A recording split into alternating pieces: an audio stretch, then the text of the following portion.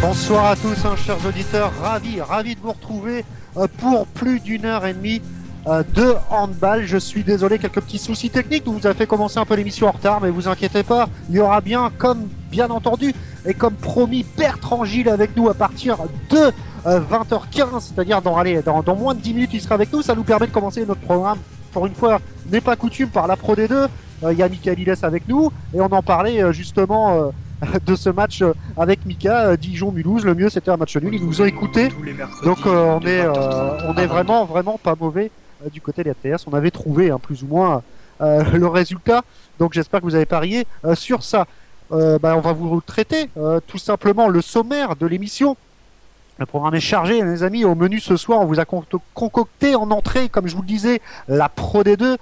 Donc on va parler de cette bagarre, la lutte pour les places qualificatives directement. Il n'y en a qu'une, c'est le champion. Et pour l'instant, c'est Billière qui mène la danse devant Aix, il y a Mulhouse et Dijon qui ne sont pas loin non plus. Donc ça va être très serré jusqu'au bout.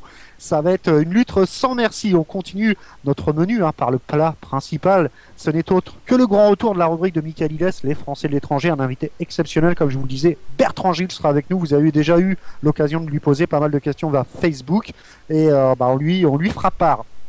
Pour le dessert, il va être un peu amer. On va parler de la Coupe d'Europe, Ligue des Champions, défaite de Montpellier, défaite de Chambéry.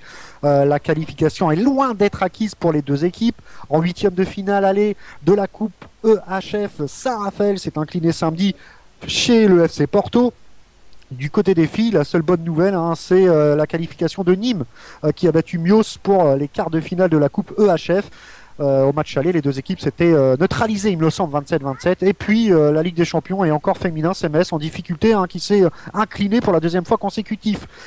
Mais en guise de café, on va parler de cette LNH, la bagarre pour cette deuxième place entre Chambéry, Dunkerque et Saint-Raphaël, mais aussi la bagarre en fin de classement entre Istres, Ivry, Paris et Nîmes. Et Nîmes, justement, qui affronterait Ivry, match à ne pas perdre pour les deux équipes. Pour nous en parler, on aurait dû recevoir Jérôme Chauvet, le coach de Nîmes. Malheureusement, c'est ce qui arrive quand l'émission est en direct. Il y a un tout petit imprévu, il s'en excuse. C'est chose promis. Il remettra ça très bientôt sur les antennes de Radio Token Sport. Mais peut-être, j'en dirai pas plus, mais peut-être que Mimo, ceux qui le connaissent, ils voient bien de qui je parle, sera peut-être avec nous en fin d'émission. L'entraînement se finit à 20h15. Mais bon, on va tout faire pour qu'on puisse l'avoir à l'antenne. Et puis, pour partager ce bon repas, j'ai envie de dire, je reçois toujours l'équipe habituelle. Donc, j'ai la joie vraiment d'accueillir Benoît Perabou qui va pas tarder. Il vient de sortir de l'entraînement, il aura quelques minutes de retard, mais il y a Mika Liles ce soir. Bonsoir, Mika. Salut. Il y a Stan qui est avec nous aussi. Bonsoir à tous. Et il y a Thomas. Non, exactement, oui, il n'est pas encore là non plus, décidément. C'est les choses qui arrivent quand c'est du direct, mais vous êtes de plus en plus nombreux à nous écouter. Vous êtes également nombreux sur la page Facebook et sur Twitter, et ça, on vous en remercie. On va commencer par cette Pro D2. Juste avant, dans 8 minutes, notre premier invité arrive. Donc, cette Pro D2, Mika, comme je te l'ai dit, on l'avait annoncé que la meilleure chose qui pourrait arriver à Aix, c'est que Dijon et Mulhouse se neutralisent. Ça a été le cas. Exactement. Je ne sais pas si c'est la meilleure chose. On le verra à la fin de l'année, mais c'est vrai que c'est pas une mauvaise chose parce que ça nous permet avec cette victoire à Ponto-Combo, de regrappiller une place au classement. Donc, on est toujours dans la course, on est toujours là et on est content que Dijon ait perdu des points chez lui. Donc voilà, retour de Benoît avec nous. Benoît, t'as loupé ma belle présentation. Non, j'étais à l'écoute, mais tu m'as zappé, alors je te félicite pas. La mauvaise foi. J'ai voulu te laisser un tout petit peu le temps. Non, mais je vais sûrement avoir un petit laps de temps encore tout à l'heure, mais là, pour l'instant, je suis encore avec vous. Tout va bien. Alors, Benoît, je pense que ça va peut-être partir de faire ton édito. On va peut-être pas l'annoncer tout de suite, même si on l'a déjà annoncé sur les réseaux sociaux. Concernant notre parrain, j'imagine que ça fait partie de ton édito. Oh là là, mais t'es médium en plus. T'as vu ça un peu. C'est ça la classe. C'est exactement ça. C'est pour remercier notre nouveau parrain Jérôme Fernandez. Donc je me suis permis d'écrire quelques lignes le concernant pour l'avoir côtoyé un certain nombre d'années. Donc c'est exactement sur ce sujet que j'aborderai en fin d'émission. C'est parfait, hein. On va aborder ce sujet et on remerciera jamais assez. Bon, on parlait, Benoît, de cette Pro D2. C'est vrai que que c'est très serré. On s'attendait à une lutte entre Billère et Aix. Et puis, vu les résultats, Dijon et Mulhouse se mêlent à la lutte, j'ai envie de dire. On va commencer par Dijon et Mulhouse qui sont neutralisés 27 partout, il me semble. Alors, je vous cacherai pas que mon ordinateur a planté il y a moins de 5 minutes avant de prendre l'antenne. Je n'ai plus rien. Je ne sais pas où sont mes fichiers, donc je prépare un peu cette émission. J'avais tout bien préparé. Mais il me semble que c'est bien 26-26 ou 27-27 sur le score. 26-26, c'est ça. 26-26 entre Dijon et Mulhouse. Comme je le disais à Mika, c'est un bon point quand même pour Aix, tout ça. Bah, il faudra voir, oui, comme le disait Mika, il faudra voir sur la durée. Là, c'est vrai que ça permet à Aix de repasser deuxième, mais cette Pro D2 va être vraiment très ardue pendant toute cette fin de championnat, avec beaucoup d'indécisions, et ça va se battre vraiment pour obtenir ce billet pour l'accession automatique. Ouais, donc Dijon-Mulhouse, 26 partout.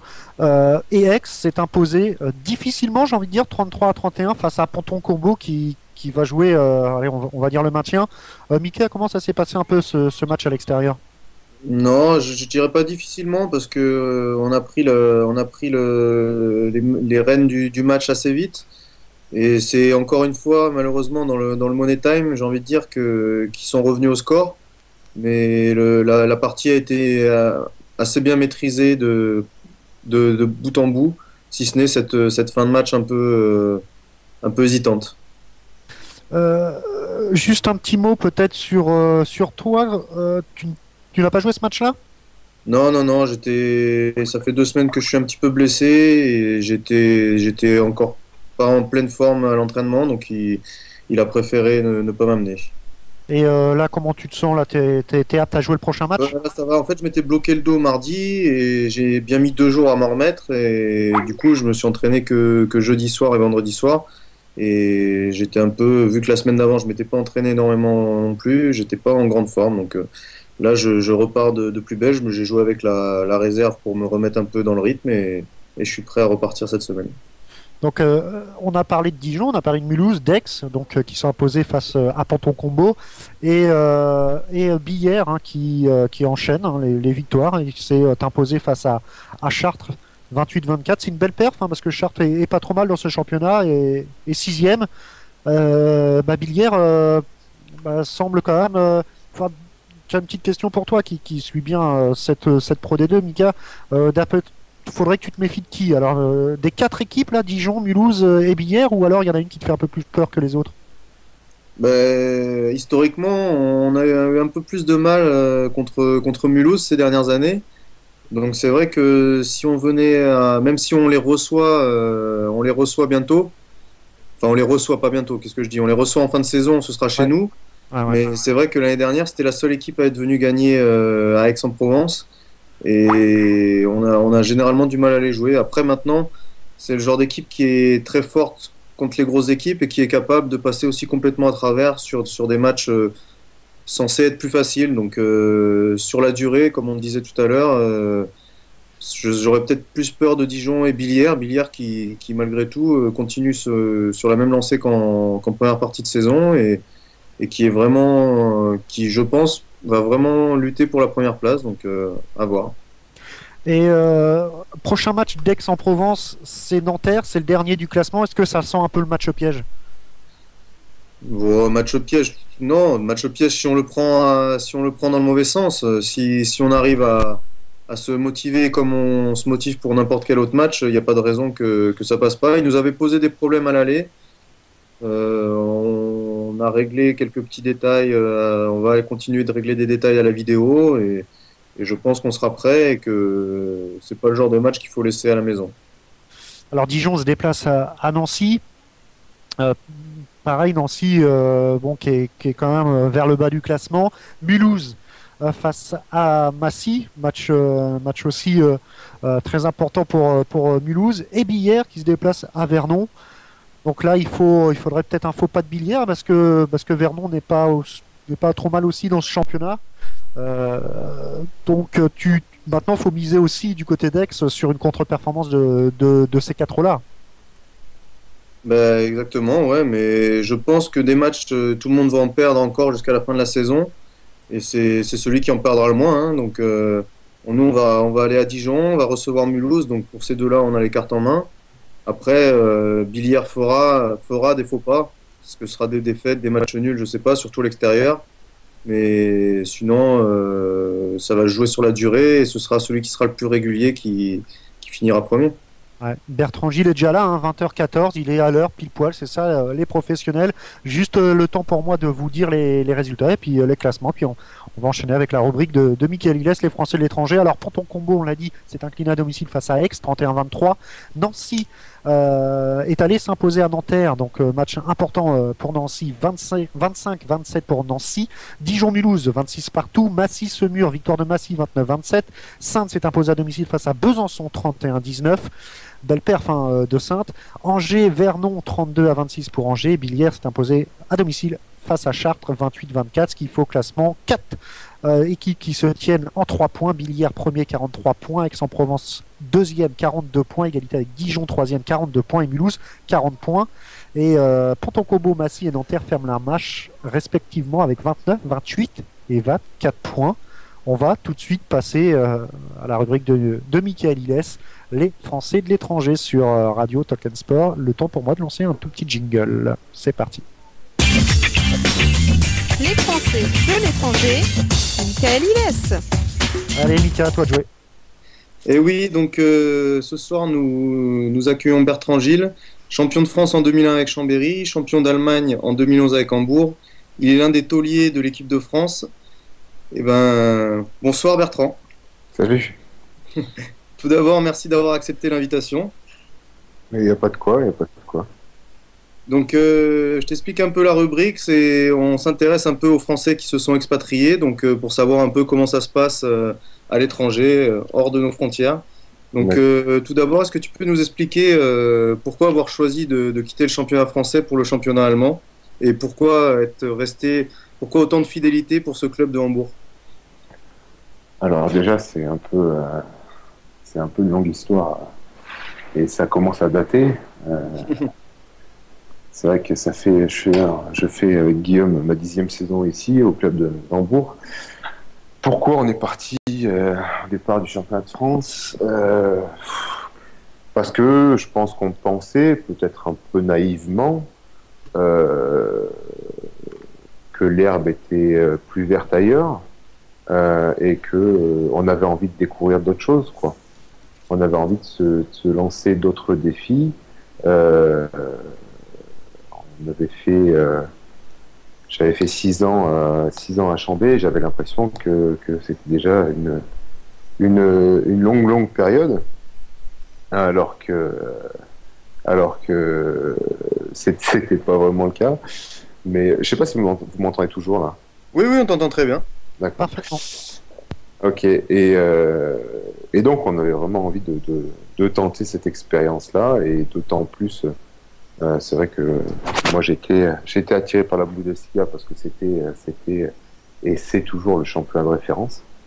Et puis est arrivée cette offre d'Hambourg avec un vrai projet, alors qui était bien verni sur le papier. Qui nous a bien fait saliver, qui nous a bien fait envie. Sauf que quand on est arrivé, ça a été une mayonnaise toute différente. Les idées étaient belles, mais les moyens mis à sa disposition étaient ridicules. Et on s'est retrouvé là à être obligé de reconstruire et de partir même en termes de structure bien plus bas que de là où on venait, quoi. Chambéry était plus professionnel que les mecs d'Hambourg à l'époque. D'où la suite de ma question, pourquoi être resté aussi longtemps dans ce club? Alors pourquoi être resté aussi longtemps? Alors déjà parce que c'est en dehors de ces déboires, c'est quand même très enrichissant personnellement. C'est-à-dire que il y a, il y a un carburant qui existe en Bundesliga qu'il n'y avait pas en France à l'époque, quoi. C'est-à-dire que nous, Hambourg, alors on était forcément une équipe dont on parlait beaucoup parce que c'était la grosse ville qui récupérait la petite équipe du patelin d'à côté, avec le premier projet de monter une grosse histoire autour d'une grande ville, d'une super salle. Donc ça faisait couler beaucoup d'encre. Et à côté de ça, nos résultats ne suivaient pas. Mais par contre, il y avait un engouement dans les salles. C'est un truc de malade, quoi. Et on réfléchit jamais de savoir si on va être motivé pour le match, parce que on sait que dès qu'on joue loin de ses bases, on peut être en danger. Et même en étant premier du championnat et en allant jouer chez le dernier, quoi. Et ce qui donne une saveur vraiment toute particulière à ce championnat. Mais c'est qu'une partie de la réponse. Si j'ai bien entendu la question, pourquoi on est resté les sollicitations ont dû être nombreuses. Bah surtout que il y a eu un moment donné où on était donc comme je le disais, les moyens mis à la disposition n'étaient pas à la hauteur des ambitions du projet de départ.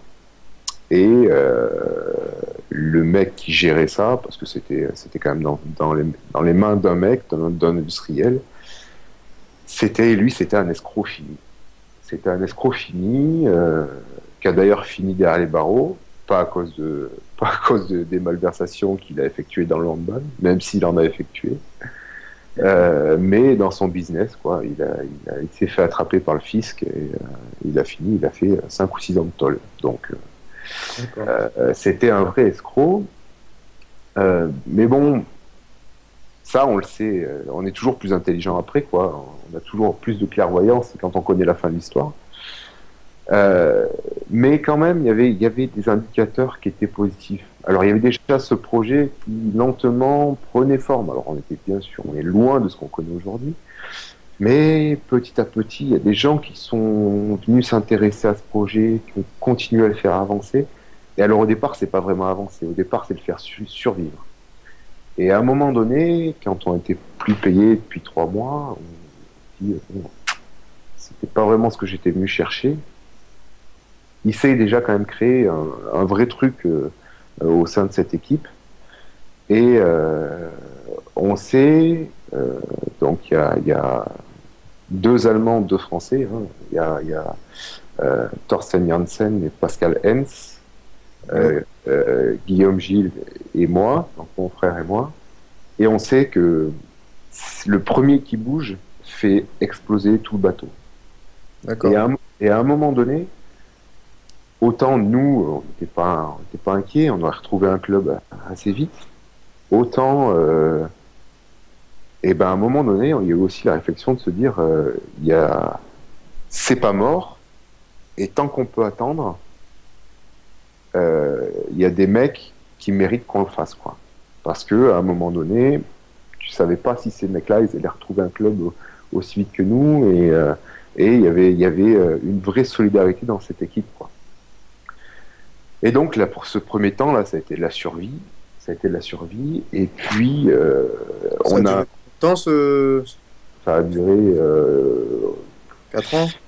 Non, parce qu'au début c'était. Alors, au début, nous, on voyait que la partie émerge de l'iceberg, quoi. Donc, on avait l'impression que ça allait. Ça a été lors de la 3e saison.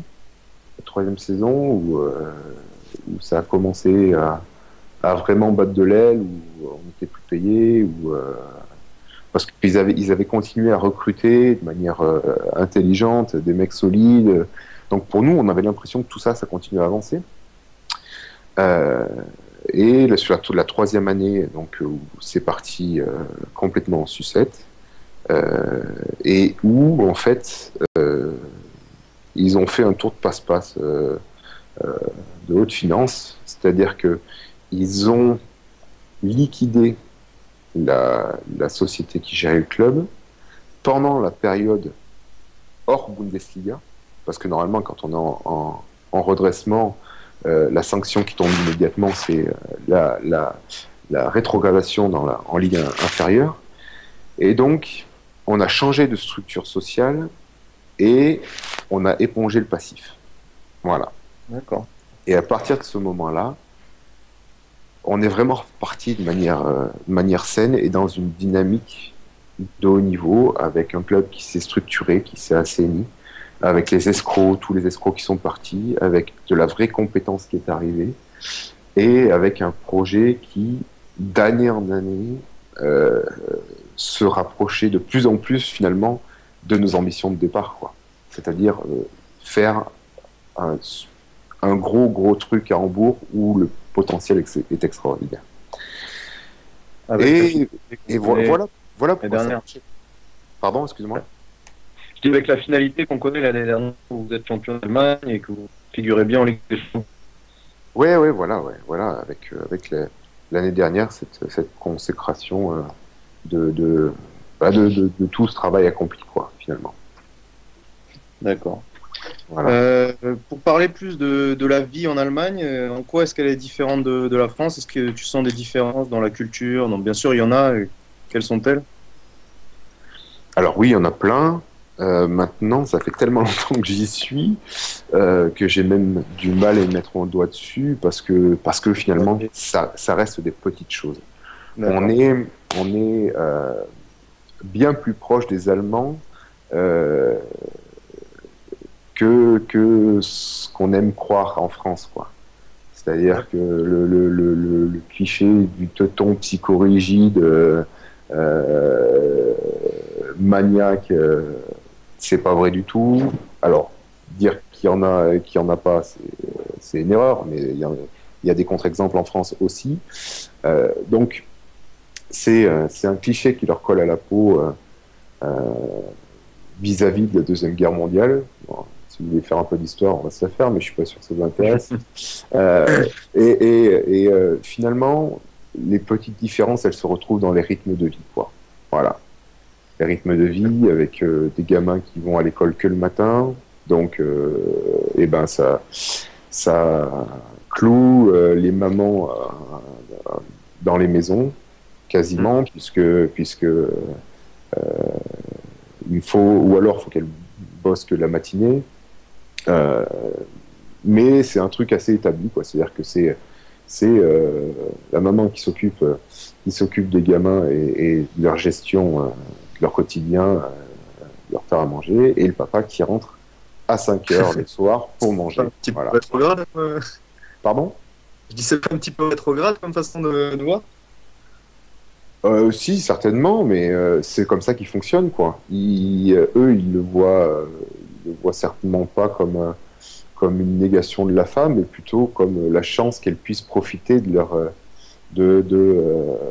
moment où leurs enfants sont petits. Alors bon, toutes les Allemandes ne sont pas comme ça, et il y a aussi des Allemandes qui bossent jusqu'à point d'heure le soir, hein. Mais c'est vrai qu'il y a beaucoup de familles qui fonctionnent comme ça. Ouais. Pour revenir un peu au niveau handball, on a vu que récemment là il y a eu le All-Star Game allemand. Ouais. Est-ce que c'est le genre de match que tu apprécies? Est-ce que tu peux nous raconter un peu en quoi ça consiste?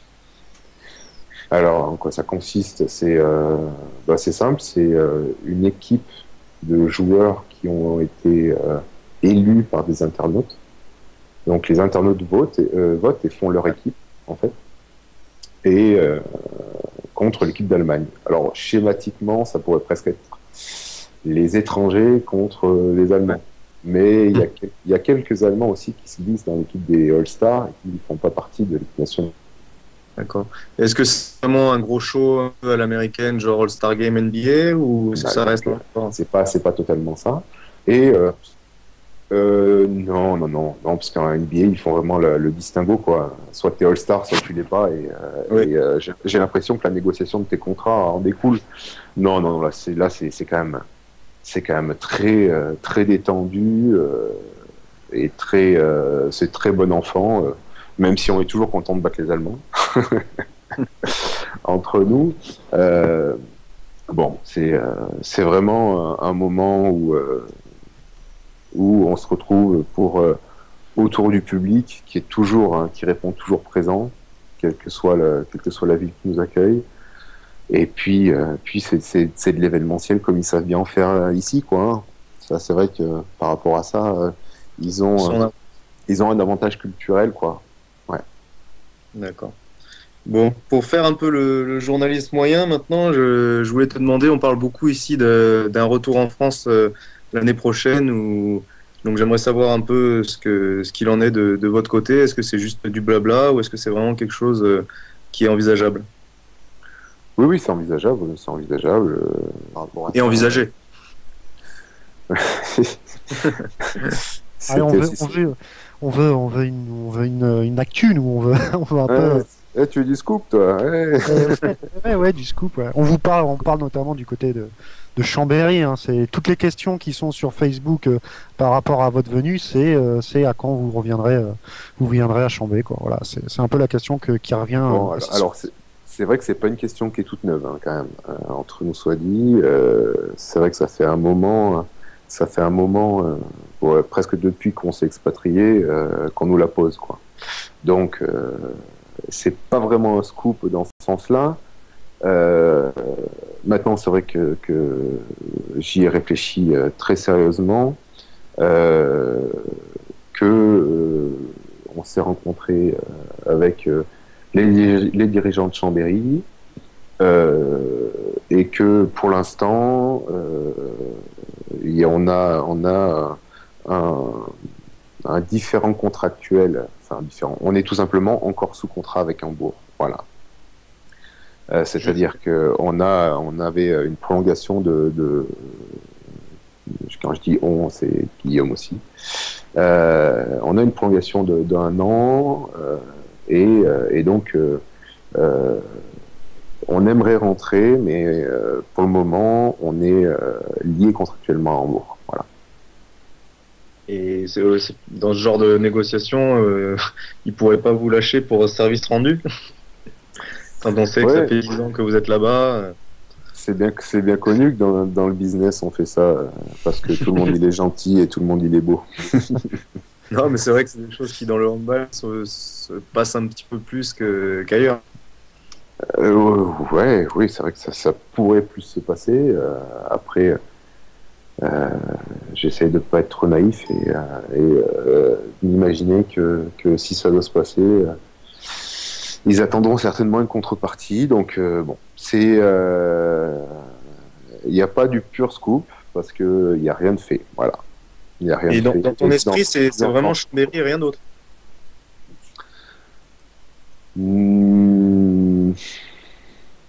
Bah ouais. Écoute, maintenant que j'ai eu leur proposition et qu'elle m'intéresse, oui, j'ai envie d'aller à Chambéry. D'accord. Bon, je vais laisser la parole à Lusa qui meurt d'envie de parler d'équipe de France, je suis sûr. Ouais, forcément. Il y a l'équipe de France, mais on va parler un peu des questions internautes également. C'est un peu pour eux, hein, qu'on vous accueille également pour nous. Alors, première question, hein, que pensez-vous du parcours de Chambéry et de Montpellier en Ligue des Champions? Ouais, on va se tutoyer. Ou alors, je vais mal me sentir, hein, mais faut me tutoyer, je vais me sentir trop vieux après. On va se tutoyer. Alors, Bertrand, que penses-tu du parcours de Chambéry et de Montpellier justement en Ligue des Champions par rapport au dernier match en plus? Et qu'ils aient pas gagné contre Barcelone, personne n'attendait ça d'eux. D'un autre côté, ils avaient fait tellement de bonnes perfs à la maison contre Barcelone. Maintenant, chat chaudé craint l'eau froide. Donc les Barcelonais, ils l'ont démontré à plusieurs reprises que c'était loin d'être les plus cons et que ils se feraient pas attraper à ce petit jeu une troisième fois. Bon, donc je crois qu'ils ont voulu marquer les esprits et Chambéry ne se bat pas encore dans la même cour. C'est pas sur ces points-là qu'il comptait au départ pour passer en huitième de finale. Donc, par rapport au résultat de ce week-end, pour moi, c'est un épiphénomène, quoi. Après, pour Montpellier, c'est sensiblement différent parce qu'ils affichent des des ambitions nettement plus élevées et à juste titre que Chambé et aller se prendre les pieds dans le tapis dans une poule qui est vraiment, vraiment compliquée. C'était pas la bonne idée, je crois. Hein. C'était pas la bonne idée. Mais bon, ils sont, j'allais dire qu'ils sont fidèles à leur image, quoi, par rapport à ce que j'ai vu d'eux de cette saison. Hein. C'est-à-dire que on les sent un peu hors d'atteinte sur le championnat. Alors même si on les a vus en danger dans plein de moments où on les voyait un peu à bout de ressources ou à bout de souffle vis-à-vis du rythme imposé par le calendrier, et ils s'en sortent toujours, quoi. Ils s'en sortent toujours, hein, dans n'importe quelle compète, ils arrivent même sans très très bien jouer, à faire la différence sur leur qualité individuelle. Et on s'aperçoit que quand ça se resserre, c'est beaucoup moins évident. Ouais, effectivement, on l'a vu. Par contre, à mon sens, ça n'enlève en rien leur chance, parce que c'est une équipe aussi qui sera capable de se remobiliser très fortement sur une échéance courte. Et là, les matchs de poule de Ligue des Champions, on est presque dans une espèce de petite routine, quoi. Même si c'est des grosses affiches, c'est une espèce de petite routine où ça s'enchaîne très très vite. Et alors que le 8e, le quart, je peux vous dire que si termine 4e, ça va en emmerder plus d'un. Hein. Et puis nous les premiers, parce qu'on va terminer premier de notre poule et qu'on n'aimerait pas tomber sur Montpellier. Ouais. Effectivement, ça risque d'être un peu compliqué pour on va parler après un petit peu de l'équipe de France, mais un petit mot sur Hambourg, une petite question encore. Est-ce que le départ de votre entraîneur a posé des problèmes au sein de l'effectif? Et pareil, il y a eu une rumeur du côté en France notamment, comme quoi les frères Gilles pourraient reprendre le club d'Hambourg. Donc ça s'est pas fait, mais est-ce que c'était qu'une rumeur? C'est Brutchot et compagnie, si j'ai bien compris. En France, on n'arrête pas. Bon, alors, on va commencer par le début. Il y a eu plusieurs questions. Le changement d'entraîneur, oui, a été très déstructurant. Parce que notre entraîneur précédent était très très bon. Et que on a tous été un peu désorienté par la nouvelle manière de travailler de l'entraîneur qui est arrivé. On n'a pas non plus été épargné par les blessures, même si ça n'explique pas tout. Il y a eu, à mon sens, il y avait un vrai problème de compétence, tout simplement. C'est-à-dire que je ne crois pas qu'il était préparé ou qu'il soit fait, tout simplement, pour entraîner ce genre d'équipe, quoi. Où on a à chaque poste deux mecs de classe internationale, quoi. Et à mon avis, il n'a pas su le gérer. Il n'a pas su le gérer comme il faut. Si on ajoute à tout ça un gros déficit en termes de communication, parce qu'il parlait un allemand très médiocre, ça n'a rien arrangé, quoi. Ensuite, à la suite de son éviction, la rumeur qu'on reprenne le club avec Guillaume. Alors, qu'on reprenne le club, si j'ai bien compris la question, c'est l'entraînement, parce qu'il n'a jamais été question qu'on rachète les parts du club. Au niveau du... donc Guillaume, effectivement, la question a été posée à Guillaume de savoir si il voulait reprendre l'entraînement. D'accord. Offre qu'il a déclinée parce que ce que je trouve avec beaucoup de courage, mais aussi beaucoup de sincérité. Parce que, étant joueur, étant partie prenante d'un groupe, vivant avec un groupe qui a vécu très peu de changements depuis 4 ans, ça aurait été, en tout cas ça aurait pu être, très très problématique pour lui de gérer ce changement de statut. Mmh. Et on sait comment est fait ce métier. Quelqu'un qui vient de se griller avec la voiture de course que représente l'équipe d'Hambourg, quoi. Parce que c'est un peu ça. Et il aura du mal à se remettre en selle.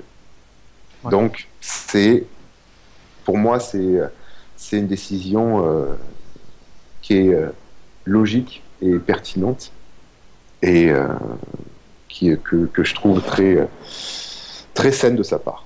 Et quant à moi, il n'a jamais été question que je reprenne l'entraînement parce que c'est pas un truc qui m'intéresse. C'est pas un truc qui vous intéresse. On va peut-être laisser la parole quand même à Benoît Perabou, Ben. Oui, salut Bertrand. Salut Ben. Et justement, alors dans la continuité de ce que tu disais, quelle en est la situation à l'heure actuelle par rapport à l'entraîneur? Donc, on est rentré dans une espèce de consensus dans lequel l'entraîneur adjoint a dit bon, moi d'accord, je reprends le cadre, mais je peux pas le faire si vous m'apportez pas votre confiance, et 2, je peux pas le faire si vous m'apportez pas votre soutien. Alors, la confiance dans la manière qu'il a de gérer les entraînements, le soutien dans un soutien tactique, dans la manière de gérer les hommes, mais aussi de gérer le terrain, parce qu'on se connaît tous très bien et que finalement, on a tous beaucoup d'expérience et que lui, il avait l'impression d'arriver en terrain miné, quoi. Lui, un jeune entraîneur inexpérimenté. Et comme finalement, on ne nous a pas laissé d'autre choix que celui-là. Le manager général, qui était votre ancien entraîneur, n'a pas été ressollicité Alors, il est également président du club, il est manager général. Et s'il a été ressollicité, il a décliné l'offre parce qu'il est passé à autre chose. Ouais. Mais par contre, il vient donner ses conseils. Il vient à la demande aussi de l'entraîneur adjoint. Ouais, il vient en complément pour aider, pour nous aider dans la logistique quotidienne, quoi, dans la manière de gérer certains aspects tactiques, dans la manière d'appréhender certaines rencontres. Donc, il est beaucoup plus présent que ce qu'il a été les 6 derniers mois. Ouais. D'accord. Est-ce que c'était Pardon, vas-y Ben, excuse-moi. Ouais, tu parlais justement de cette concurrence qui était forte, et donc je voulais savoir comment toi tu vivais ta relation avec Igor Vorik, qui fait partie aussi des meilleurs pivots du monde. Je voulais savoir comment vous partagiez le temps de travail, les relations, comment étaient au sein du club. Elles sont très très saines. J'avoue que la venue d'Igor alors m'a fait un bien fou, parce que c'est vrai qu'on partage le temps de travail et que on partage aussi la responsabilité, que il a eu souvent plus de responsabilités offensives que moi, mais c'est pas, je me suis jamais senti exclu, quoi. C'est qu'à un moment donné, c'est une concurrence qui est saine et qui est logique, et j'ai été à sa position pendant X années, et je sais à quel point c'est important d'avoir des gens sur lesquels on peut compter, quoi. Et c'est un peu plus équilibré là, le temps de jeu en attaque. Oui, ça c'est bien équilibré, mais encore une fois, on est de l'extérieur, on voit 2 internationaux qui sont plutôt pas mal à leur poste et qui jouent au même poste dans la même équipe. Quand on voit ça à l'extérieur, on a l'impression que c'est de la concurrence. On vit dans c'est une équipe, c'est un pote, on gagne ensemble, on perd ensemble, quoi. Donc à un moment donné, la question c'est comment est-ce qu'on arrive à tirer la quintessence de chacun d'entre nous, tout simplement. Et ça, c'est en faisant en bonne intelligence, en respectant les ambitions, mais aussi les égos de chacun. Et c'est pour ça que vraisemblablement la tâche de Pierre Carlet n'était pas aussi aisée que ce qu'elle en avait l'air. Oui, moi je voulais juste revenir 2 secondes sur votre néo-président là. C'était un choix de sa part de partir à la fin de la saison dernière, ou est-ce que, parce que c'était bizarre, vous étiez quand même champion d'Allemagne et ce changement d'entraîneur? Bah, il était mort en fait. Il en plus, ouais, il en avait marre. Non, c'est que, Non. le président d'avant Ouais, avait déjà fait signer l'ex-entraîneur. Je sais pas si vous me suivez là. ouais. C'est-à-dire Il avait déjà fait signer Carlen avant même. Ouais. Il avait déjà fait qu'avant signer qu'il ait les Carlen. résultats. Ouais, Donc, il a- l'entraîneur de l'année dernière savait qu'il était mort. Comme c'est un projet qui tient à cœur parce que c'est un projet dans lequel tout le monde est très investi émotionnellement, et ben il n'avait pas envie de laisser ce qu'il estimait comme un peu son bébé et sa manière d'apporter sa pierre à l'édifice a été de changer de fonction. Voilà. Parfait, parfait. Gilles, avant de Monsieur, Monsieur Bertrand Gilles, avant de parler, avant de vous laisser avec Stan pour une petite interview décalée et puis des petites questions assez sympathiques, un petit mot sur l'équipe de France. On va pas vous poser les habituelles questions.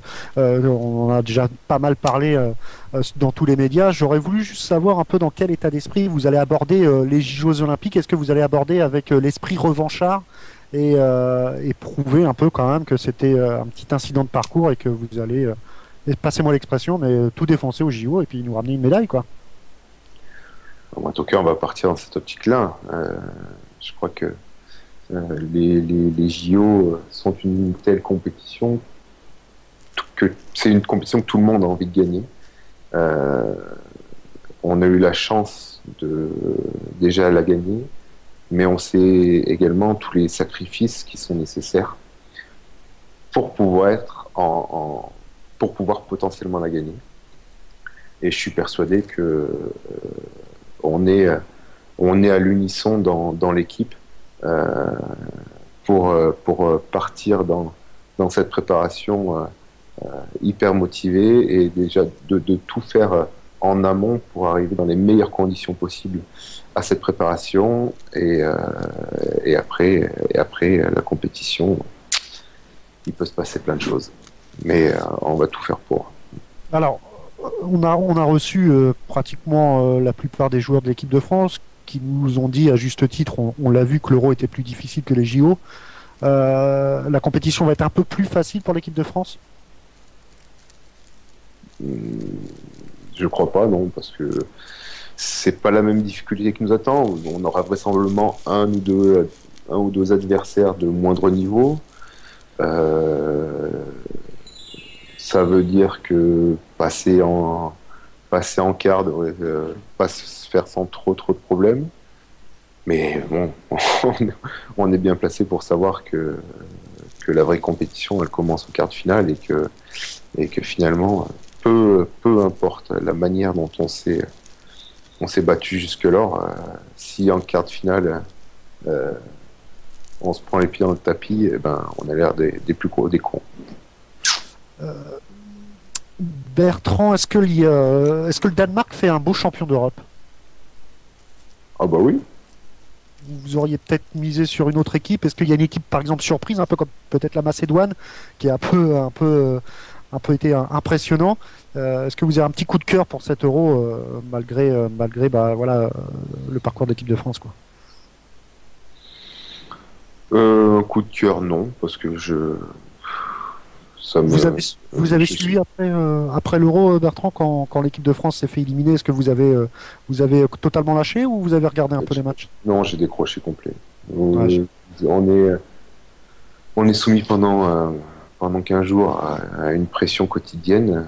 Quand elle relâche, je vous assure que vous ne ressentez plus le besoin de vous nourrir de ces images-là qui déjà vous hantent sans que vous ayez besoin de les rappeler à votre esprit. Donc ça fait un peu mal. Ça fait partie.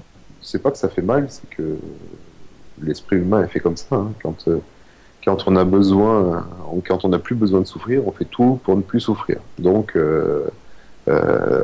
c'était surtout l'occasion de retrouver nos familles, de profiter d'elles, et je peux vous dire que je m'en suis pas privé. Est-ce que vous sentez un peu une évolution au point de vue médiatique du handball depuis en France, Canal a racheté les droits de la LNH. Il y a des matchs aussi qui passent sur France 3 Régions. Est-ce que vous sentez un gros boom du handball qui a peut-être à l'image du rugby il y a quelques années, commence à prendre son envol. Un gros boom, je suis pas sûr que je puisse le qualifier comme ça, mais en tout cas, oui, une vraie évolution. Et en tout cas, je suis ravi d'imaginer avoir pu participer à faire avancer notre sport, quoi, à le rendre plus présent dans la tête des gens. Et je crois que l'engouement médiatique qui finalement se traduit par l'intérêt des chaînes vis-à-vis de notre sport démontre qu'on a réussi une partie du pari. Maintenant, il ne faut pas se leurrer. Il faut encore continuer à avancer. Et la présence d'un fort championnat de France est un vrai atout même. Et ce que fait Canal est super, je trouve, dans ce sens-là. C'est-à-dire qu'ils ont apporté un vrai savoir-faire dans le spectacle sportif télévisuel et je crois que tout le monde en profite. Ouais. Petite question encore sur l'équipe de France, une question internaute. Quand pensez-vous arrêter votre carrière internationale? J'espère le plus tard possible pour nous, mais est-ce que ça vous êtes déjà posé la question? Non. Je m'étais posé la question quand j'ai fait mon break fin de l'année 2008. Parce que je m'étais pas posé la question, c'était une évidence, il fallait que je fasse un break, sinon j'allais exploser en vol.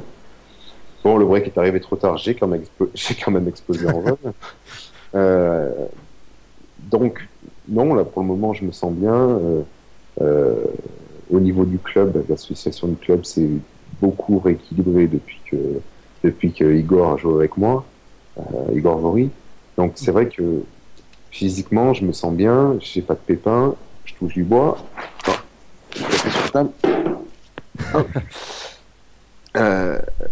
Donc pour l'instant, je me mets pas de deadline, quoi. Tant que j'apporte de la compétence et tant que j'en retire du plaisir, je vois pas pourquoi j'arrêterais. Benoît?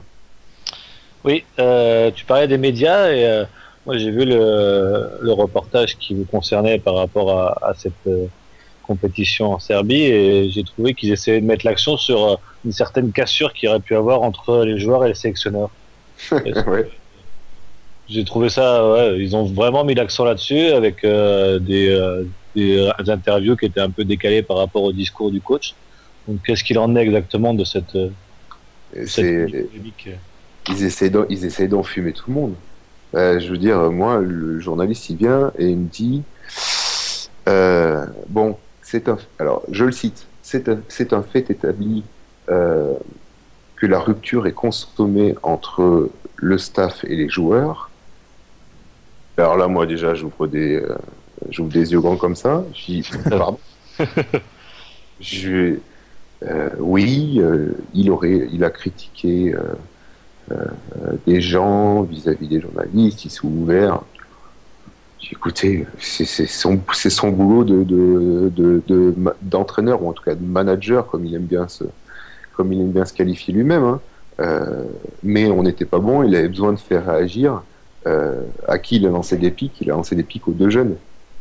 Ouais. Voilà, il a lancé des pics à Xav et à Willy. Bon, pour les faire réagir. Je peux le comprendre. Je partage pas forcément la manière parce que bon, on a bien vu que ça n'avait pas forcément porté ses fruits. Mais je peux le comprendre. Et encore une fois, le dialogue, il n'a jamais cessé. On a toujours été en bons termes et même quand on s'est frité. Parce que ça arrive et on est des hommes et que quand on est sous pression et que des gens qui travaillent ensemble depuis pendant un mois, 24 heures sur 24, sont dans des situations de stress important, et ben ça fait des étincelles parfois. Et c'est comme ça qu'il faut le voir. Il y a pas de rupture et moi je vois pas du tout comme ça, quoi. Non, mais c'est vrai que ça a été un peu monté, ça m'a choqué un petit peu, mais même si on a vu quoi là, il y a eu quelques altercations même avec les anciens, mais c'est vrai que dans l'ensemble, Mais même pas les Français. des altercations, il y a même rien eu. Il y a eu rien eu de ça. Il y a eu des explications de texte, quoi. Il y a eu des moments où on est des grands garçons et où on a Bien besoin sûr, de dire bien sûr, les choses les yeux dans les yeux. Et tout le monde sait le respect qu'on se porte mutuellement. Tout le monde se connaît très bien. Et c'est aussi certainement pour ça que ça peut être mal perçu. C'est qu'à un moment donné, ce qui peut être vu comme une attaque personnelle de l'extérieur est pris complètement différemment à l'intérieur du groupe. Parce qu'on sait aussi comment se gérer à l'intérieur du groupe. Alors, vous allez me dire, pas forcément tout le temps bien, parce qu'on n'a pas réussi. Je suis d'accord. On n'a pas apporté de performance. Mais le groupe, il n'a pas explosé, ni à l'intérieur, ni envers le staff. Et c'est vrai qu'après ce document, il y a eu beaucoup de. Je prends les réseaux sociaux, beaucoup ont un peu appuyé ce que tu as dit, Ben, concernant un peu la rupture entre le coach et les joueurs. Donc c'est vrai que c'est un peu dommage. Il faut chercher des excuses, c'est du blabla, ça. Et c'est sûr qu'il y a un moment où il y en a qui discutent ses choix, il y en a qui discutent et forcément ils n'ont pas gagné pour une fois, donc on cherche forcément à trouver des explications et c'est le plus facile de taper sur le coach. Mais c'est Non, toujours mais c'est pour ça que pareil. c'était important de mettre les choses au clair, c'est bien. C'est toujours pareil. Il faut remettre les choses dans leur contexte. Les médias racontent des histoires. Quand ils ont des belles histoires à raconter, ils les racontent tellement belles que quand on nous voit dans la rue, on croit qu'on est auréolé de 1000 vertus, qu'on est les plus beaux, les plus gentils, les plus forts, les plus intelligents. Sauf que c'est exactement la même merde que dans l'autre sens. Quand on perd, on n'est pas les plus cons et les plus nuls. Mais seulement, ils ont encore besoin de raconter des histoires. Donc, ils sont forcément obligés de partir dans l'autre sens. Moi, c'est comme ça que je le comprends. Je leur en veux pas particulièrement parce que je sais que ça fait partie du deal implicite qui existe entre les médias et les gens médiatiques que nous sommes. Donc, soit on l'accepte, soit on fait pas ce métier. Eh ben voilà, c'est une belle parole, hein. Puis, merci quand même de nous dire ça sans langue de bois. Et pour finir, Stan, ton petite interview décalée pour Bertrand. Ouais, c'est vrai que ça fait plaisir aussi d'avoir quelqu'un qui parle, comme tu disais, hein, sans langue de bois, hein, la libre expression totale. Donc Bertrand, je te ferai une petite interview décalée, hein, une petite rétro, des petites questions sympathiques, rien de méchant, mais bien sûr tu auras le droit à un joker tout à l'heure, donc je te préviens à l'avance. Donc le 24 mars 1978, né à Valence. Exact. 1m87, on va dire 90 kilos passés. Ah, tu peux annoncer mon poids, j'ai pas de complexe. D'accord. Donc pivot, hein. Moi je te considérerais comme le Chabal du hand. Je sais pas si... Ouais, je sais pas pour qui c'est insultant. Numéro 14 par choix ou par superstition? Ni l'un ni l'autre. Je suis arrivé, il y avait mon nom floqué sur un maillot numéro 14. Bon, bah, je l'ai pris. Ok. Donc meilleur joueur du mondial de l'année 2002, meilleur pivot du mondial 2001 et 2011, chevalier de la Légion d'honneur. 8 médailles d'or entre club et sélection, une en argent et 2 en chocolat. Donc, Ah non, ah. non. 2 en bronze. Celle de bronze, c'est pas la chocolat. Ouais, c'est vrai. C'est la quatrième chocolat. T'as révisé classique. Ouais, c'est vrai. J'ai voulu faire du zèle. Ton meilleur souvenir et ton pire souvenir en tant qu'handballeur? Meilleur souvenir, je pense que c'est le mondial 2001, même si a posteriori j'ai peut-être un peu ce regret que ça soit arrivé si tôt, parce que je l'ai vraisemblablement pas apprécié à sa juste valeur. C'est après avoir fait je ne sais combien de compétitions que je me suis rendu compte du truc extraordinaire qu'on avait vécu, quoi. Et alors qu'après, t'es toujours loin de chez toi, tu as très rarement l'occasion de jouer devant ton public. Et là, finalement, ça a été un conte de fées, parce qu'honnêtement, sur cette compétition, c'est pas nous la meilleure équipe. C'est pas nous la meilleure équipe, mais on gagne nos matchs, quoi. Donc et voilà. Donc ça, c'est récemment mon meilleur souvenir. Mon pire souvenir, ça reste le quart de finale contre la Yougoslavie aux Jeux Olympiques de 2000. Voilà. Ok. Je vais te faire une petite question-réponse où tu as le droit bien sûr à ton joker. Chambéry ou Hambourg? Ça dépend pour quelle période tu pars. Pour imaginons le futur. Vraisemblablement Chambéry. Donc crêpe au sucre ou hot dog? D'abord le hot dog, après la crêpe au sucre. Bobo ou Gilou? Bobo. Bien sûr, la question qui fait polémique entre nous, hein, comme je le répète toutes les semaines, Benoît Pérabou ou Michael Hilles?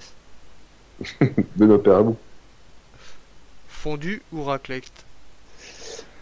Les deux, mais si possible, pas l'un après l'autre. Slip ou caleçon? Boxer. Okay. Donc la question qui peut nous faire mal aussi, RTS ou RTL? Désolé les gars. Fais pas le con, fais pas le con. Il y a des millions d'auditeurs. RT.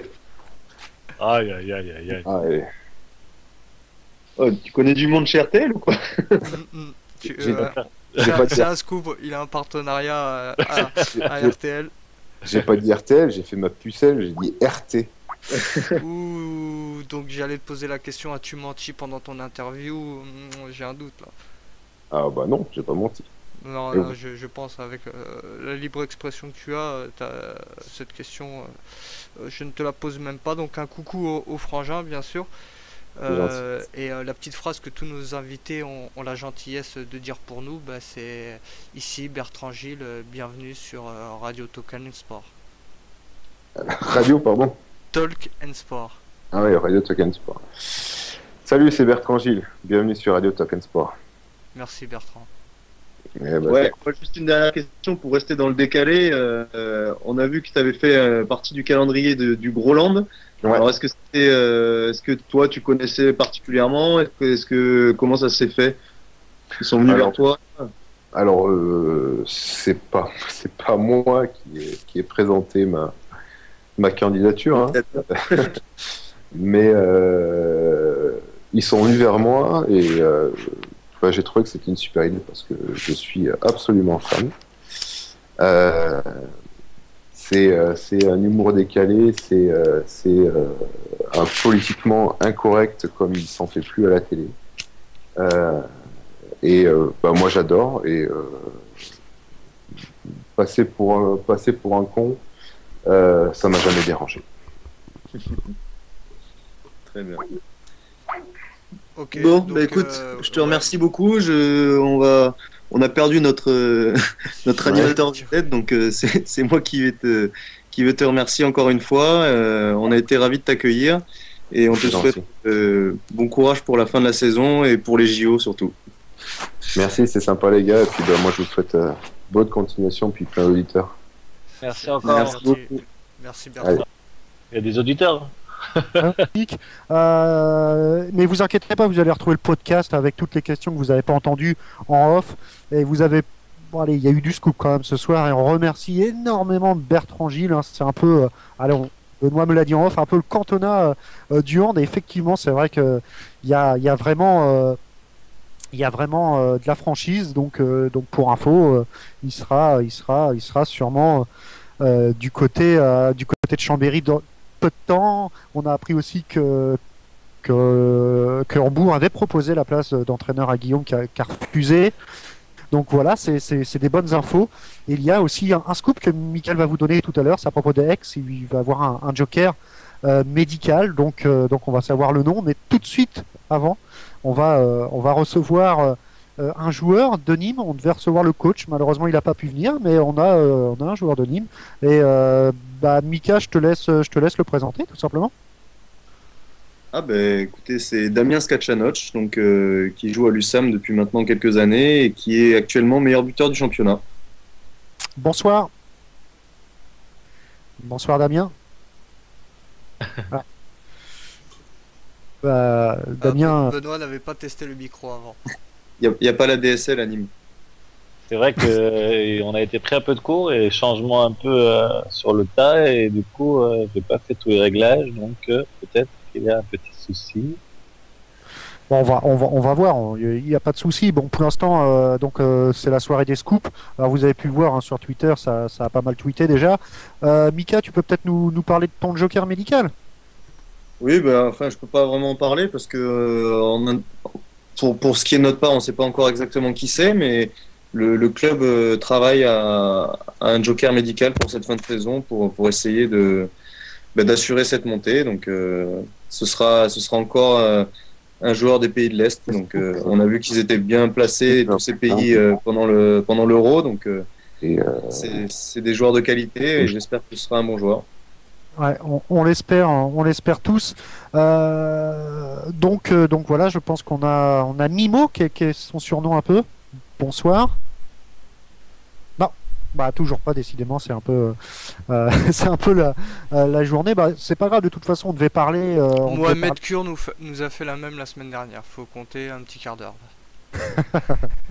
On va parler pour l'instant qu'on essaye de régler un peu ces problèmes en off. Donc Ben là au téléphone, hein. S'il y a Skype, Ben, voilà, tu m'entends, donc s'il a Skype sur son iPhone, ça va être facile. Pourtant on voit le micro un peu bouger, il est dans la conversation, il est avec nous, mais malheureusement quelques petits soucis de son, pas grave. On va parler quand même de cette LNH. Donc Montpellier semble intouchable, mais derrière semble intouchable en LNH, hein. Ils ont perdu en Ligue des Champions, on y reviendra si on a le temps. Mais c'est vrai que la NNH, Mika, la place de deuxième peut se jouer encore. Il y a encore un peu de suspense, même si Chambéry... C'est très intéressant avec le retour en force de Dunkerque, cette branlée, si je peux me permettre, qu'ils ont mis à Chambéry chez eux. Et ils ont surenchéri ce week-end en allant gagner à Saint-Raphaël. Donc déjà dans sa bataille avec Saint-Raphaël pour la 3e place, ils se sont placés. Et maintenant, ils attendent un faux pas de Chambéry. Je ne sais plus exactement ce que c'est en termes de points. Peut-être qu'il faudra 2 défaites quand même de Chambéry pour que Dunkerque puisse repasser devant. Mais c'est pas inenvisageable quand on voit les déboires que peut avoir Chambéry dans certains matchs et en l'absence de certains joueurs surtout. On l'a vu ce week-end en Ligue des Champions avec l'absence de Basic. Bon, certes, c'était Barcelone, mais c'est vrai que quand il manque soit Baraché, soit Basic, c'est un peu délicat pour cette équipe de Chambéry. Donc il peut y avoir encore quelques faux pas en championnat et Dunkerque sera sans doute là pour en profiter. Ouais, tu parlais des points, je vais vite fait vous dire le classement. C'est très serré, hein. Mis à part Montpellier qui a quand même 6 points d'avance sur Chambéry qui est second. Chambéry 24 points, Dunkerque 21, Saint-Raphaël 20 et même Nantes, hein, Nantes qui est à 2 points de cette 4e place. Donc on rappelle peut-être aussi les résultats. Donc Montpellier s'est largement imposé, largement de +9 face à Istres à l'extérieur donc. Et on l'a dit, Chambéry s'est pris une véritable claque, hein, quand même. Oui, c'est ça. Non, Chambéry a gagné à Célestat, pardon. C'était Saint-Raphaël Dunkerque 28-27 pour Dunkerque. Donc on parlait quand même. Je parlais de quel match tu disais tout à l'heure? Célestat Chambéry. Ouais, voilà, Chambéry Célestat. 27-32 pour Chambéry. Ouais, 7-32 pour Chambéry. Donc c'est vrai que même Nantes qui est pas trop largué non plus, qui a qu'à 6 points de cette seconde place. Est-ce que tu crois qu'ils peuvent revenir peut-être faire un peu les troubles faits dans cette lutte pour être dauphin de Montpellier? On verra ça dès mercredi parce que je sais plus s'ils reçoivent ou s'ils vont à Toulouse, mais c'est le match diffusé par Canal+. Donc moi je suis un peu sceptique, ils font un peu le yo-yo cette année. Ils sont capables de très belles performances comme ils sont capables de perdre des matchs à l'image de Tremblay un peu. Ouais. Voilà, facile. Une agression auditive. C'est arrivé Damien peut-être. Allô. Ah. Voilà, on l'a. Ah, Ben, c'est un magicien de l'informatique maintenant. Bonsoir Damien et merci d'avoir accepté notre invitation sur Handé. Bonsoir. Donc on parlait de ce championnat, on parlait notamment du match. Nîmes, c'est un match important face à une équipe qui, comme vous, est un peu en dans ce championnat et vous l'emportez 23-20. Déjà, est-ce que vous avez abordé ce match un peu différemment quand vous jouez cette équipe de mal classée?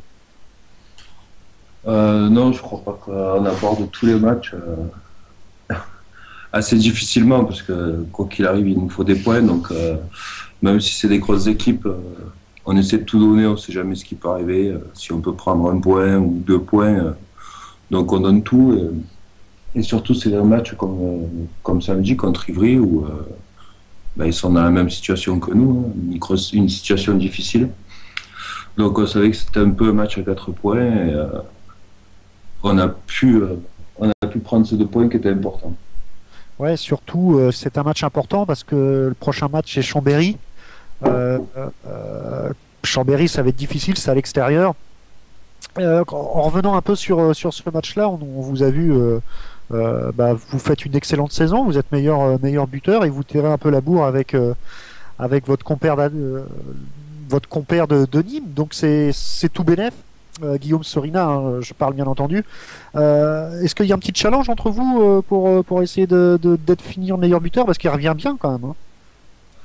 Non, il n'y a pas trop de challenge entre nous. C'est sûr qu'il y a un peu des branchades, mais bon, c'est plus sympa qu'autre chose. C'est maintenant, lui, c'est son rôle de marquer des buts, vu son poste, vu ses qualités de buteur. Moi, c'est peut-être un peu plus anecdotique cette saison. J'ai eu beaucoup de notre jeu m'apporte beaucoup de contre-attaques, donc bon, c'est vrai que ça m'a permis d'être devant au classement, mais bon, pour moi, c'est pas quelque chose de vraiment important. Alors, ce qui est assez étonnant dans ce match-là, je ne sais pas si Benoît et Mika, vous avez déjà vu ça, mais à vous deux, Guillaume et vous avez marqué 20 buts sur les 23 quand même. C'est assez étonnant. Ouais, c'est clair que quand on a vu les stats à la fin du match, on s'est dit que c'était quand même assez rare. Les autres, ils ont dû avoir froid aux mains, hein, par contre. Hein. C'est sûr qu'en ce moment, ils n'ont pas chaud, hein, je te le dis. Ils vont faire une pédicure. Ils sont bons en athlétisme en même temps. Ouais, c'est clair. Non, c'est sûr que c'est un peu bizarre, mais bon. Peut-être que la prochaine fois, on va tous marquer 2 buts chacun. Hein. Tous les joueurs vont marquer 2 buts. Ouais, c'est un peu arrivé le même match hein, face à Montpellier où vous êtes incliné d'un tout petit but, c'était pareil, hein, vous finissez tous les deux dans les meilleurs buteurs de Nîmes. Justement, on va revenir un peu de ce match face à Montpellier, est-ce qu'il vous est resté un peu à travers de la gorge celui-là? C'est sûr qu'on l'a un peu en travers. Ouais. Je pense qu'on a fait un super match. Ouais. Et mener 3 buts à 2 minutes de la fin, on s'est peut-être vu un peu trop beau et ça nous a coûté le match. Mais bon, c'est sûr qu'on a quand même fait un grand match. En plus, dans leur salle de 10 000 places à l'Arena où il y a une super ambiance, on aurait bien aimé les faire tomber devant leur public. Ouais, ça aurait été une sacrée perf et ouais, vous perdez ce match-là d'un petit but, je le rappelle pour les auditeurs. Ben? Oui, Damien.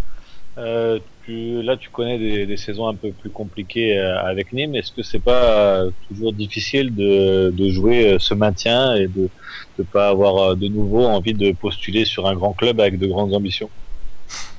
Mais c'est sûr que ça commence à devenir un peu agaçant. Là. Ça fait 4 saisons que c'est la même chose. Maintenant, oui, revenir un peu vers le haut de tableau, c'est sûr que ça serait vraiment intéressant. Mais bon, on attend que les choses se fassent.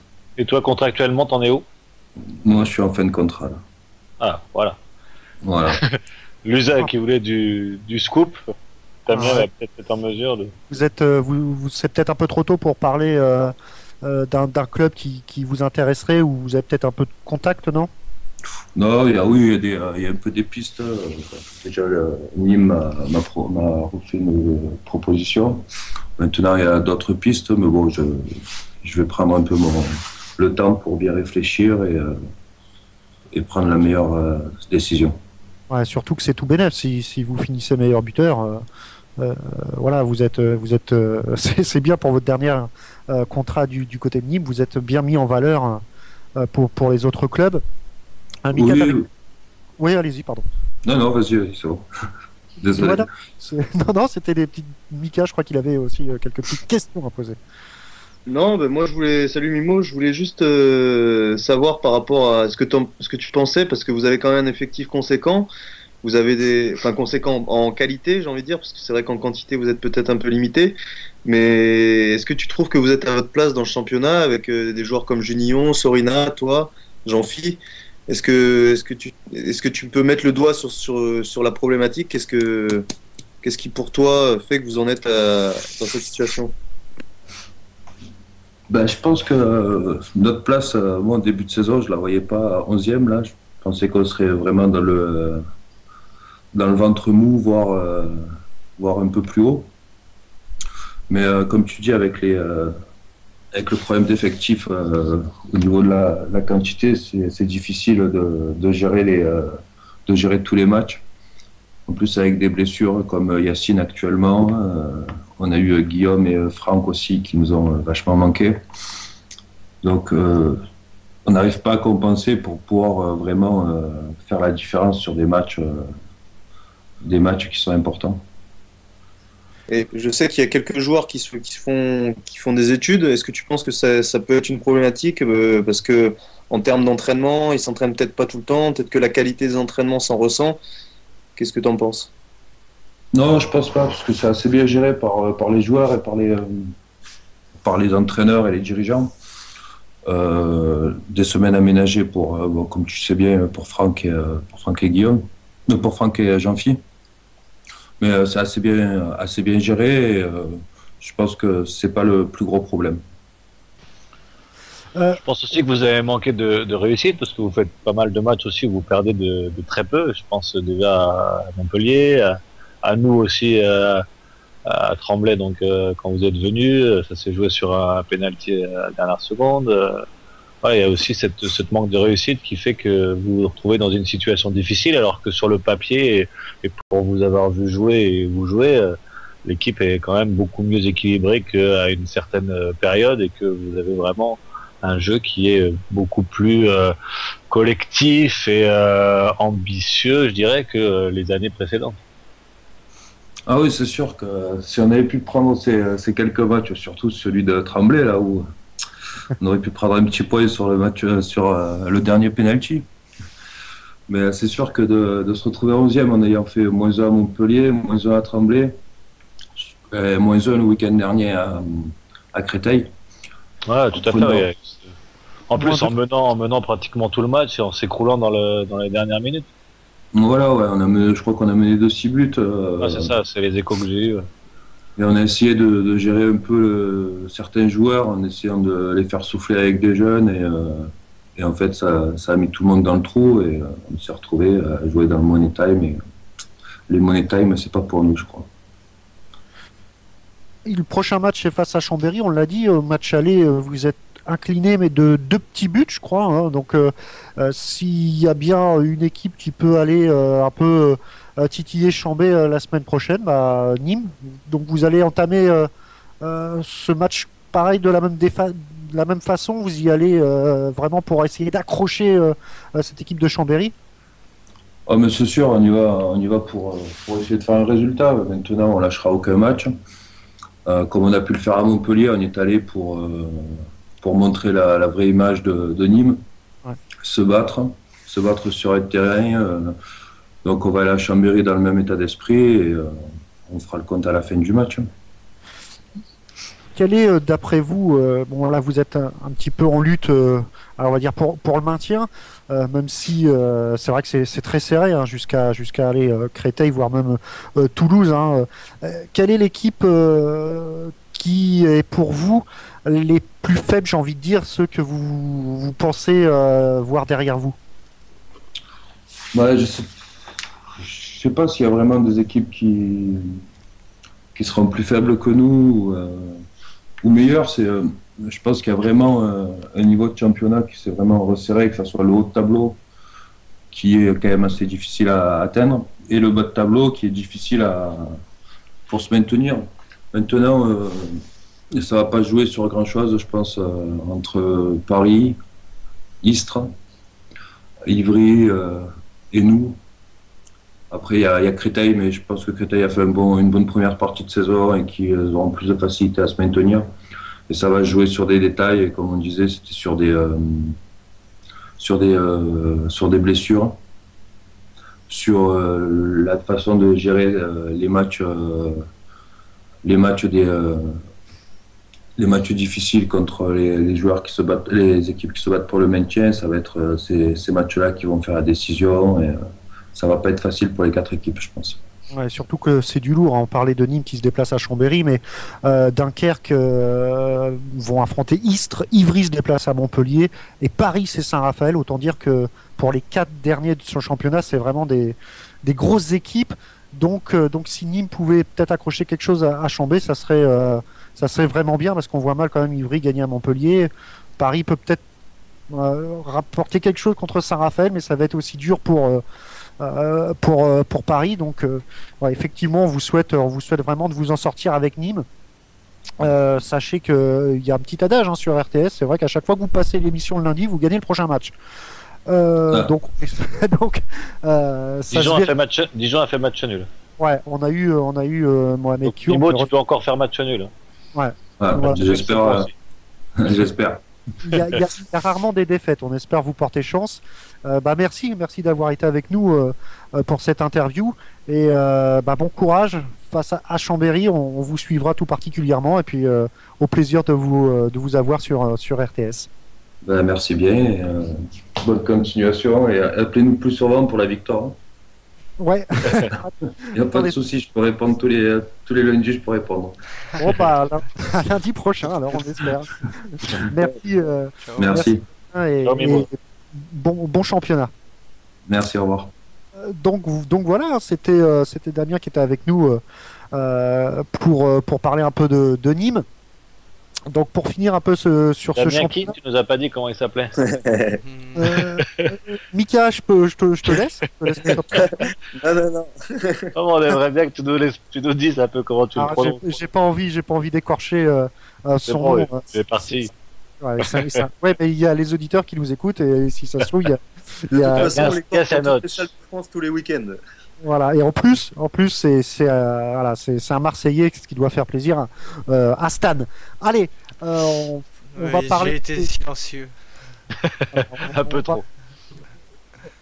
On va tout de suite enchaîner vite fait avant de faire l'édito forcément de la semaine. On va peut-être parler un peu de cette déculottée des clubs français en Coupe d'Europe, hein, n'ayons pas peur des mots. Je vous rappelle le résultat. Alors, c'est quoi? C'est peut-être Barça qui gagne à Chambéry.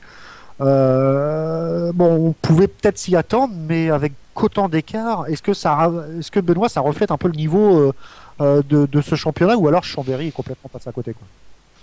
Non, faut pas dire ça. Je pense que comme l'a dit Mika, le fait que Basic ne soit pas là a été vraiment un gros handicap dans tous les lancements de jeu. On connaît sa capacité à organiser, à mettre les joueurs sur les arrières sur les côtés dans les meilleures conditions pour aller au shoot. Là, c'est vrai qu'il n'était pas là.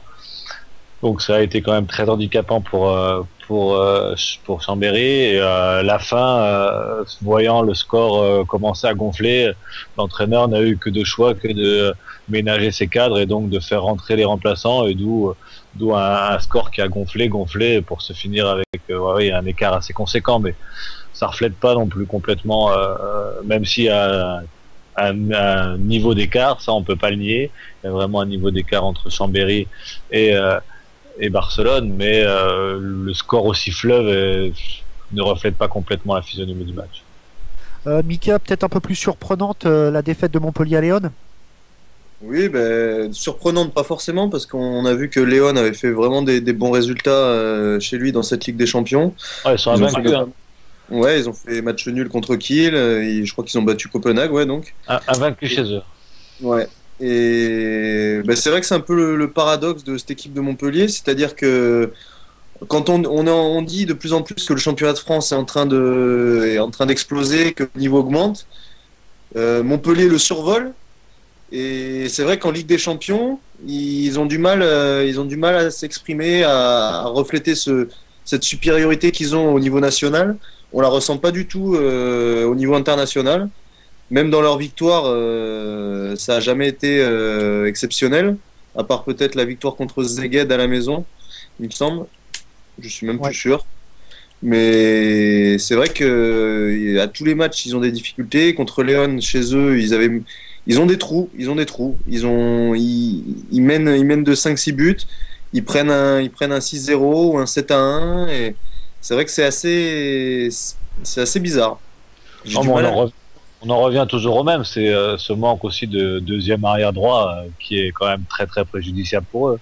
C'est vrai. On voit Pete Kachichnik qui prend 2 fois 2 minutes assez rapidement en première mi-temps, donc il peut plus l'utiliser. Cambrai est un très bon arrière gauche, mais dès qu'il est sur le poste d'arrière droit, il est vraiment en difficulté. Là, ce manque sur ce poste est très très préjudiciable pour eux en ce moment. Même au niveau défensif, j'ai pas trouvé que c'était exceptionnel. Bon, c'est sûr que les ont fait des actions un peu d'éclat. Je me rappelle plus le nom de ce joueur, la Cuesga, je crois, ou quelque chose comme ça. Cuesga. Ouais, qui a mis des accès à la Dutchebaïef et des tirs à l'aile droite et des tirs un peu d'ailleurs. Le tir de Garcia aussi en fin de match. Mais défensivement, c'est vrai que sur les 2 dernières actions, par exemple, Armam, qui est censé être le meilleur défenseur, sur l'un il sort pas et sur l'autre il est pas sur l'intérieur alors qu'ils sont un de plus. Enfin, il y a des errements et c'est bizarre venant d'eux. Et ça va être compliqué. Montpellier est déjà qualifié, mais 4e comme ça veut dire qu'ils vont taper une grosse équipe. C'est compliqué pour l'avenir européen de Montpellier quand même. C'est inquiétant. Ah oui, c'est très inquiétant. Oui. Surtout que voilà, ils peuvent tomber contre Barcelone, contre Hambourg, contre Kiel, non pas contre si peut-être aussi. Ceci dit, c'est pas mal parce que je trouve qu'ils sont meilleurs quand ils jouent des grosses équipes que quand ils jouent contre des équipes soi-disant plus faibles. Donc peut-être que les mettre tout de suite dans un match de très haut niveau, et ils seront peut-être présents alors qu'ils se seraient fait surprendre par des équipes comme Schaffhausen. Ouais, mais avec le retour à l'extérieur, ça risque d'être compliqué. Alors, vite fait, avant l'édito de Ben, un petit mot quand même pour la Coupe HF. En 8e de finale aller, Saint-Raphaël s'est incliné 28-26, mais ça laisse un espoir quand même à domicile pour le match retour quand même, Benoît, non? Ouais, non, les 2 clubs ont maintenu complètement leur chance, autant Saint-Raphaël que Dunkerque, en s'inclinant de 2 et de 4, je crois, donc tout est jouable. À domicile, ils ont largement les armes pour l'emporter et passer encore un tour dans cette compétition, donc ce qui est très important pour le classement de la France en Coupe d'Europe, donc c'est bien que les clubs français se représentent bien. Très bien. On a reçu tout à l'heure un joueur de Nîmes, justement, côté féminin. Nîmes a battu Mios 28-24 et s'est qualifié pour les quarts de finale de la Coupe. EHF toujours, donc au match aller, c'était 27-27, donc bonne perf de Nîmes. Par contre, Metz en Ligue des Champions, toujours du côté féminin, a constaté sa 2e défaite au tour principal, 30-21, après celle à domicile face à Podgorica, 27-29. Donc Metz, on le savait de toute façon, ça allait être difficile, Benoît. Ouais, on savait que là il y a 2 grosses équipes. Après, ce sera peut-être un peu plus ouvert, mais ces 2 équipes-là étaient vraiment au-dessus du lot normalement, et ça s'est confirmé. Ouais, ça c'est confirmé. Bah écoutez, on va passer à l'édito de Ben. Je pense qu'on a fait le tour de l'actualité. Alors toujours, excusez-nous un peu des problèmes techniques. On n'est pas à l'abri malheureusement, mais vous avez été nombreux à nous suivre et on va finir clôturer cette émission par l'édito de la semaine, juste après ce petit jingle, Ben. L'édito de la semaine, Benoît Pirabou. Voilà, Ben. C'est beau la Donc, techno. quoi de plus normal que de rendre hommage à notre parrain Jérôme Fernandez, qui est capitaine de l'équipe de France. Donc c'est vrai que j'ai eu la chance de le côtoyer pendant une année au Bataillon de Joinville, donc c'était en 96, ça rajeunit pas tout ça. Et c'est vrai que voilà, le personnage est quand même très attachant, très très humain. Il est parti ensuite, il est parti jouer dans tous les plus grands clubs de France pour donc Montpellier, et puis après dans tous les plus grands clubs d'Europe, parce que je vais pas vous faire son itinéraire, mais il a fait quand même tous les 4 plus grands clubs qui puissent exister en Europe. C'est une personne qui a tout gagné, et puis malgré tout, quand il est revenu en France, on s'est croisés, et puis le mec n'a absolument pas changé. Et voilà, on a pu se retrouver, rééchanger, se rappeler des moments qu'on avait passés ensemble. Et c'est aussi pour ça que c'est vraiment un mec génial par rapport à tout ce qu'il peut apporter à notre sport. Et c'est sûr que de l'avoir comme parrain, c'est vraiment un grand plaisir pour la radio. Et j'espère que grâce à lui, on va pouvoir encore plus se rendre visible sur la toile et avoir de plus en plus d'auditeurs, et vraiment pour avoir une réelle visibilité pour cette radio. Donc je le remercierai jamais assez pour le fait de nous avoir accepté ce parrainage. Et je lui souhaite beaucoup de bonheur, parce que en ce moment c'est un peu difficile tant au niveau sportif qu'au niveau familial, donc c'était un peu délicat de lui demander ce parrainage en ce moment, mais malgré tout il l'a accepté, il a pris du temps pour nous envoyer un petit communiqué. C'est sympathique. Ça montre vraiment les qualités de l'homme, donc merci à lui, et longue vie donc à RTS. Merci Benoît. Juste avant, vous n'hésitez pas, page en D et tout. Je voudrais remercier, vous avez été nombreux à nous écouter ce soir. Je voudrais remercier, allez, je vais en citer quelques-uns. Muriel sur Facebook qui a pas mal posé de questions et qui était vraiment là pour Chambéry et Bertrand Gilles. Il y a aussi eu énormément de questions, on n'a pas pu tous les poser, vous imaginez bien. Donc on s'en excuse d'avance. Donc Muriel, forcément, il y a eu également, alors attendez, j'essaye de les retrouver, c'est un peu délicat parce qu'il y en a tellement beaucoup. Il y a aussi une petite chose que je voulais vous dire, c'est que vous pouvez sur Andé retrouver des petites vidéos et grâce aussi à un nouveau partenaire handball.fr, hein, donc vous pouvez aller visiter handball.fr, Handplanet, Handnews, tout ça, et j'ai promis également à faire un petit coucou à une personne qui nous a envoyé un mail. C'est onfaitquoicoach.com. Donc c'est un site d'échange pour entraîneurs de handball lancé en octobre 2010. Le site va bientôt compter 11 000 visiteurs. Plusieurs personnes de renom ont déjà partagé ce site, comme Yassine Idrissi, gardien de l'USAM et international marocain, Franck Kadei de l'équipe de France féminine, Jeune et Espoir, David Fayola. Je ne sais pas si tu connais tout le monde, Ben. Elena Groposila, l'entraîneuse entre guillemets de Dijon. Donc voilà, c'est un site, n'hésitez pas, c'est onfaitquoicoach.com. Voilà, j'avais promis de faire un petit coucou. Je sais pas si tu connaissais ça, Ben. Non, je connaissais pas, mais c'est vrai que c'est pour des entraîneurs novices d'avoir de l'expérience d'entraîneurs professionnels tant masculin que féminin. Ça peut être que valorisant pour ces entraîneurs, et c'est de très bons conseils pour l'avenir. Ouais, effectivement. Donc plus que 41 questions. Alors je suis désolé voilà, je vais citer quand même Thierry Brévière, Bobo Girl, voilà, Bibine Bodo d'ailleurs. Alors excusez-nous, hein, c'est des noms Facebook. Donc voilà, à toutes ces personnes auditeurs qui ont posé les questions et qui attendaient impatiemment Bertrand Gilles. Vous allez retrouver le podcast dans quelques instants. Et je remercie Michael Liles d'avoir été avec nous. Bonne chance. C'est quoi ton prochain match, Mika? On reçoit Nanterre. Donc, oui, c'est vrai, exactement. Dernier du classement. Match peut-être piège. Il faut pas trop les prendre de haut, j'imagine. Voilà, comme tous les matchs de la D2, si tu le prends à reculons, ça marche pas. Il faut tout donner tout le temps. Merci Mika d'avoir été avec nous et puis je te dis à lundi et bonne chance pour ton match week-end. Merci, à plus tard. Stan aussi, Liberté pour les auditeurs, mercredi. Ouais, où on recevra un supporter auxerrois.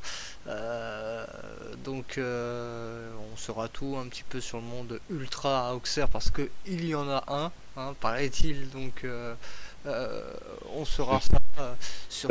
T'invites Luda en fait. Non, c'est vrai. Je l'ai déguisé. Non, j'invite un cousin. Un proche de Roux, Guy. Donc une bonne émission, un débat avec le nouveau partenaire de l'émission quand on parle de foot ou non, je me trompe à chaque fois, quand on aime le foot on parle de foot, donc peut-être aussi d'autres invités à confirmer, mais une émission encore pleine et riche. Effectivement, donc c'est mercredi à partir de 20h30. Benoît Perabou qui était avec nous, ça a été difficile de jongler, mais tu as réussi à être là et c'est toujours important d'avoir tes analyses. Prochain match, il me semble qu'on se déplace surtout Radio Token Sport se déplace pour vous faire vivre sur Facebook le match à Tremblay. Exactement, vendredi soir contre Cesson. Voilà, contre Cesson. Merci Ben de faire autant pour Andé, pour RTS. Voilà, entre autres Jérôme Fernandez. Un grand merci pour toi Ben, et puis on se retrouve avec plaisir lundi prochain. Et un grand plaisir aussi. Et merci à tout le monde d'avoir écouté l'émission. Alors, on est encore désolé pour ces petits problèmes techniques, mais vous inquiétez pas, vous allez retrouver le podcast. Laissez-nous peut-être une heure pour tout mettre en ligne, et puis on se retrouve lundi. N'oubliez pas les programmes de RTS, vous en avez l'habitude. La page Facebook RTS et la page Andé, les liens seront sur le chat dans quelques secondes. N'hésitez vraiment pas à aller vous abonner. Et Jérôme Fernandez nous a promis de venir dans quelques semaines et faire quelques courtes apparitions. Donc on l'aura bientôt. Et puis on va vous choisir des invités comme il se doit pour lundi. Merci à tous, bonne soirée. Restez à l'écoute sur Radio Token Sport. À lundi prochain et faites vivre cette émission et cette radio, les auditeurs. Allez, bye bye, à plus. Ciao.